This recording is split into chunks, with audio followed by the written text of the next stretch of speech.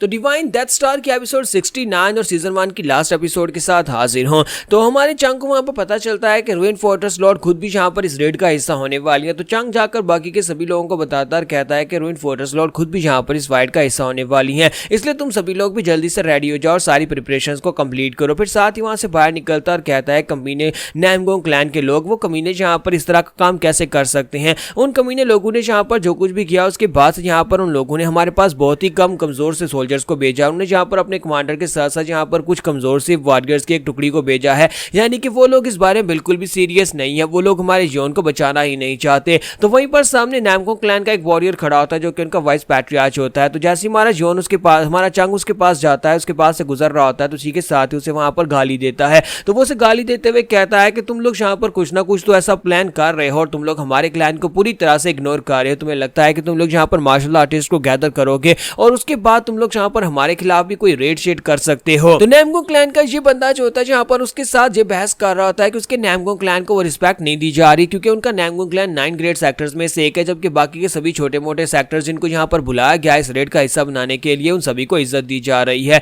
तो हमारा चंग उसे कहता है कि अब तुम कौन हो। तो उसे कहता है कि मेरा नाम नैमगोंग वी है। तो तुम जहाँ पर रूइन फोर्ट्रेस के कमीने कही कि तुम जहाँ पर मुझे इस तरह से कैसे घूर कर देख रहे हो। तो हमारा चंग में जहाँ पर इसके बारे में बताता है कि इसे अजूरे हीवनली स्वॉर्ड कहा जाता है और ये जो है यहाँ पर वाइस लीडर है नैमगोंग क्लैन का। तो हालांकि यहाँ पर ये नैमगोंग क्लैन का वाइस लीडर और रिक्राइटियस मास्टर, लेकिन इसके बावजूद ये कमीना और घटिया इंसान है जिस तरह से यहाँ पर मुझसे बदतमीजी से बात कर रहा है। तुम्हारा चंग जो होता है इसी के साथ उसकी इंसल्ट करना शुरू कर देता है और उसे कहता है कि तुम्हारी हिम्मत कैसे भी यहाँ पर हमसे रिस्पेक्ट की बात करने की। तुम्हें लगता है कि तुम्हारे जैसे कमीने और घटिया लोगों की हम लोग रिस्पेक्ट करेंगे। तुम्हारे जैसे घटिया लोग यहाँ पर इस तरह के लोग होते हैं जो सिर्फ और सिर्फ यहाँ पर किताबों में राइटियस थे। तुम्हारे बारे में कहा जाता था कि नैमगोंग क्लैन कभी एक राइटियस क्लैन था, लेकिन अब यहाँ पर हम लोगों ने खुद देख लिया कि तुम लोग घटिया लोग हैं और ऊपर से तुम्हारे मुंह देखो किस तरह से चल रहा है, तुम्हारी जुबान भी घटिया और तुम बातें भी घटिया करते हो। क्या तुम्हें यहाँ पर इस बात के ऊपर शर्मिंदगी नहीं होती कि जिस तरह से तुम लोगों ने यहाँ पर जो कुछ काम किया है, हमारा जीवन तुम्हारी आंखों के सामने किडनैप हो गया लेकिन तुम लोगों ने कुछ किया भी नहीं। मुझे लगता है कि तुम्हारे पेरेंट्स जो मर चुके हैं उन्हें भी यहाँ पर इस बात के ऊपर शर्मिंदगी हो रही होगी कि वो तुम्हें अपने पीछे छोड़कर गए हैं।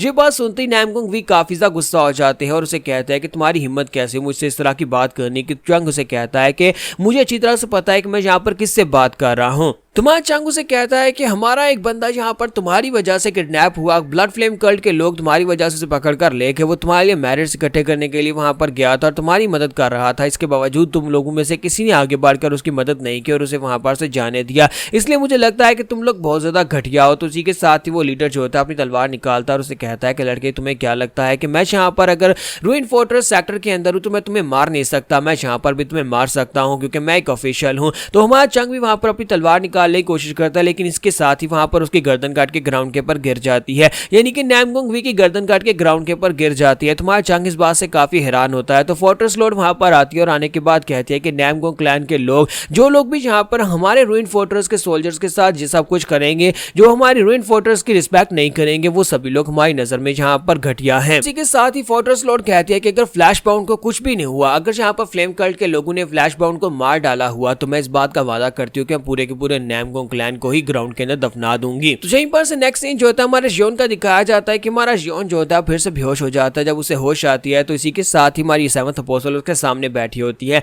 तो हमारा जियोन कहता है ये कमीनी हर बार यहाँ पर मेरी ब्लड मेरे प्रेशर पॉइंट्स को कैसे यहाँ पर सील कर देती है, मुझे पता भी नहीं चलता और ये मेरे प्रेशर पॉइंट्स को सील करके मुझे फिर से यहाँ पर बिस्तर के ऊपर डाल देती है। तो हमारा जियोन उसे कहता है कि तुम्हें क्या लगता है कि तुम ये क्या कर रही हो। तो उसे कहते हैं कि मैं तो यहाँ पर तुम्हारी एक पिक्चर बना रही थी, मैंने तुम्हारे मेडियन पॉइंट्स को खुद से सील किया था ताकि तुम यहाँ पर ज्यादा हिलो जुलो नहीं, ताकि मैं तुम्हारी एक पिक्चर बना सकूं। देखो यहाँ पर मैंने क्या किया है, मैंने तुम्हारी एक बहुत ही कमाल की डायग्राम बनाई है। तो उसने यहाँ पर उसकी डायग्राम और पिक्चर बनाई होती है जिसके अंदर उसने उसके मेडियन पॉइंट्स और उसकी पूरी बॉडी के हर एक जॉइंट के बारे में लिखा होता है। उसने अपनी एनर्जी उसकी बॉडी के अंदर डाली थी और उस एनर्जी के साथ उसकी पूरी बॉडी की यहाँ पर उसने ऑब्जर्व कर लिया। तुम्हारा जियोन कहता है कि इसने मुझे बेहोश किया और उसके बाद अपनी कोर एनर्जी मेरी बॉडी के अंदर डालकर इसने मेरी डायग्राम पिक्चर बना दी है। तो इसी के साथ ही मास्टर से कहती है कि ये बहुत ही कमाल का ट्रेजर होने वाला है, हम लोग इसे अपने पास संभाल कर रखेंगे और बाद में इसे स्टडी करेंगे। सेवंथ अपोस्टल उसे कहते हैं कि मुझे लगता है कि हम लोग यहाँ पर इस पिक्चर को स्टडी करने के बाद हो सकता है कि तुम्हारे मरने के बाद हम अपने पास से किसी ऐसे डिसाइपल को क्रिएट कर सके जो कि तुम्हारी इस सारी की सारी टेक्निक को मिमिक कर सके और तुम्हारी तरह यहाँ पर मार्शल आर्ट्स बना सके। तो हमारा जॉन से कहता है कि तुम्हें वाकई में लगता है कि तुम लोग ये कर पाओगे, तुम लोग तो वाकई में अनऑर्थोडॉक्स कचरे हो। और इसी के साथ ही हमारा जॉन जो होता है वहां पर अपनी आंखें बंद कर लेता है। हमारा जॉन अपनी आंखें बंद करता है और वहीं पर से अपने इनर सेल्फ के अंदर चला जाता है जहां पर वो इसकी जो मेरिडियन पॉइंट्स को इसने ब्लॉक किया उनको अनलॉक करने की कोशिश करता है। तो जॉन के सामने वहां पर एक बड़ा सा ब्लैक कलर का एनर्जी स्फीयर होता है जो कि कनेक्टेड होता है आसपास की वेन्स के साथ। तुम्हारा जॉन जाता है और उसके सामने जाकर खड़ा हो जाता है और कहता है कि मुझे लगता है कि मैं यहाँ पर अपनी टेक्निक के साथ इस टेक्निक को बर्स्ट कर सकता हूँ, मैं इसको तोड़ सकता हूँ। हमारे जॉन को अब यहाँ पर इस टेक्निक का ब्रेक थ्रू मिल चुका है, वो कैसे इस टेक्निक को अपग्रेड कर सकता है और साथ उसे रीजनरेशन एबिलिटी के बारे में पता चल चुका है क्योंकि हमारे जॉन ने उन बुक्स को पढ़ा था और बुक्स को पढ़ने के बाद से यहाँ पर इतना तो पता चल चुका है कि ब्लड फ्लेम आर्ट कैसे काम करती हैं और ब्लड फ्लेम आर्ट के साथ कैसे अपनी बॉडी को रीजनरेट करती है। तो सेवंथ अपोस्टल उसे कह रही होती है कि मैं तुमसे पूछ रही हूँ कि तुम यहाँ पर कर क्या रहे हो। तो हमारा जॉन उसे कहता है कि मैं तुम्हारी मार्शल आर्ट्स को बेहतर बनाने की कोशिश कर रहा हूँ, तुमने तो कहा था कि तुम्हारी मार्शल आर्ट्स को बेहतर बनाना है, इसी वजह से मैं इसको यहाँ पर ट्राई कर रहा हूँ। तो हमारी सेवंथ अपोस्टल बहुत ज़्यादा खुश हो जाती है और कहती है कि वाकई में तुम ये कर रहे हो, मुझे लगता है कि तुम यहाँ पर ये कर लोगे, मुझे लगा ही था कि तुम हमारी मार्शल आर्ट्स को बेहतर बनाकर दे सकते हो। और साथ ही उसे कहती है कि अगर ऐसी बात है तो तुमने कब इसको सीख लिया, यानी कि तुम्हारे पास तो यहाँ पर ज्यादा वक्त भी नहीं था। और साथ ही हमारी अपोस्टल उसे कहती है कि मैं चाहती हूँ कि तुम यहाँ पर पहले मेरी डिमोनिक अशोरा ब्लड आर्ट को बेहतर बनाओ, इससे पहले कि तुम ब्लड सरपासिंग आर्ट जो कि हमारे कल्ट लीडर ने तुम्हें बेहतर बनाने के लिए कहा है उसको यहाँ पर बेहतर बनाओ, क्योंकि ये दोनों यहाँ पर अपने मकसद के लिए काम कर रहे होते हैं। कल्ट लीडर उसे यहाँ पर अपने कल्ट की स्पेशल टेक्निक को अपग्रेड करने के लिए लेकर आए थे, जबकि सेवंथ अपोस्टल उसे अपनी ब्लड अशोरा टेक्निक को बेहतर बनाने के लिए लेकर आई है। और इसी के साथ ही हमारा जॉन जो होता है वहां पर उसका हाथ साइड के ऊपर हटाता और उठकर बैठ जाता है। उसे कहते हैं कि तुमने ये कैसे कर लिया, मैंने जहां पर तुम्हारे मेरिडियन पॉइंट्स को ब्लॉक किया था। तुम्हारा जॉन उसे कहता है कि मैंने तुम्हें कहा कि मैंने तुम्हारी ब्लड अशोरा डिमोनिक कार्ड को बेहतर बना दिया है। तो इस बात से वो काफी ज्यादा खुश हो जाते हैं और कहते हैं कि देखो मैं तुम्हारे लिए क्या लेकर आई हूँ। वो उसके लिए प्योर ब्लड रोब लेकर आई होती है और उसे कहते हैं कि ये खास तौर पर तुम्हारे लिए है और तुम यहाँ पर इसको पहनकर बाहर निकलोगे तो सभी लोग यहाँ पर तुम्हें ग्रैंड रिसेप्टर की रिस्पेक्ट देने वाले हैं। तुम्हारा जॉन उसकी बात सुनने के बाद उस ब्लड रोब को पहनता नहीं है और कहता है कि देखो तो जना यहाँ पर एक बहुत ही रेयर आइटम है, यानी कि इस तरह के ब्लड रोब जो है वो एक डिवाइन वेपन की तरह है, बहुत सारी तलवारों के अटैक्स को इस रोब के साथ ही रोका जा सकता है। हमारा जॉन उसे कहता है कि चलो बाहर चलते हैं और इसी के साथ ही हमारा जॉन चौथा उठकर बाहर चला जाता है, जबकि इसी के साथ ही वो उसे कहती है कि क्या तुम अभी भी यहाँ पर रूइन फोर्ट्रेस के पास वापस जाना चाहते हो।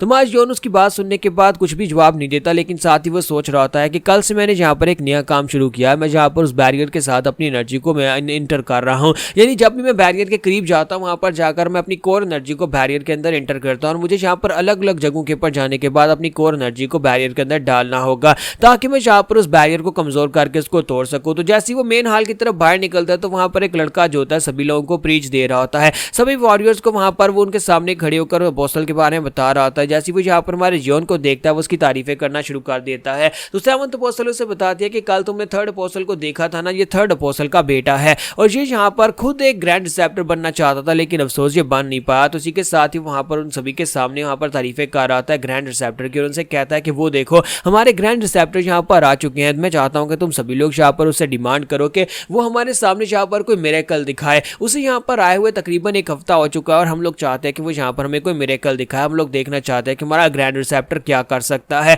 और वो सभी लोगों को जानबूझकर वहां पर पंप करने की कोशिश कर रहा था हमारे जॉन को इंसल्ट करने की वजह से, यानी कि अगर यहाँ पर हमारा जॉन उनके सामने कुछ भी नहीं दिखा पाएगा तो हमारे जॉन की काफी ज्यादा इंसल्ट हो जाएगी। तुम्हारा जॉन कहता है कमीना कहीं का जानबूझकर यहाँ पर इस तरह की बातें कर रहा है ताकि मैं यहाँ पर इन सभी के सामने शर्मिंदा हो जाऊं। और वो लड़का पीछे खड़ा वहां पर मुस्कुरा रहा होता है, लेकिन हमारा जॉन जो है इसी के साथ ही वहां पर सेवंथ अपोस्टल के पास से वो ब्लड वाला रोब ले लेता है और उसे कहता है कि ये मुझे दे दो और वो उसे पहन लेता है और कहता है कि तुम सभी लोग यहाँ पर ग्रैंड रिसेप्टर के मिरेकल को देखना चाहते हो, तुम लोग देखना चाहते हो कि मैं यहाँ पर क्या कर सकता हूँ, जरा गौर से देखना। और इसी के साथ ही हमारा जॉन जो होता है उनके सामने डिमोनिक अशूरा ब्लड आर्ट को रिलीज करता है। जैसे ही वो उनके सामने वहां पर ब्लड अशूरा डिमोनिक आर्ट को रिलीज करता है तो वो सभी लोग बहुत ज्यादा हैरान रह जाते हैं और कहते हैं कि इस लड़के ने तो वाकई में यहाँ पर सिर्फ कुछ ही दिनों में इस टेक्निक को मास्टर कर लिया, इसका मतलब यह है कि ये पूरी तरह से हमारा ग्रैंड रिसेप्टर बनने के लायक है और ये हमारी टेक्निक को अपग्रेड करने के बाद हम सभी लोगों को म्यूरम के अंदर आजादी दे सकता है। तो यहाँ पर हमारी एपिसोड 69 का एंड हो जाता है और जब नेक्स्ट सीजन की एपिसोड्स आएंगी तो उनको भी एक्सप्लेन किया जाएगा। फिलहाल के लिए यहीं पर खत्म होगा।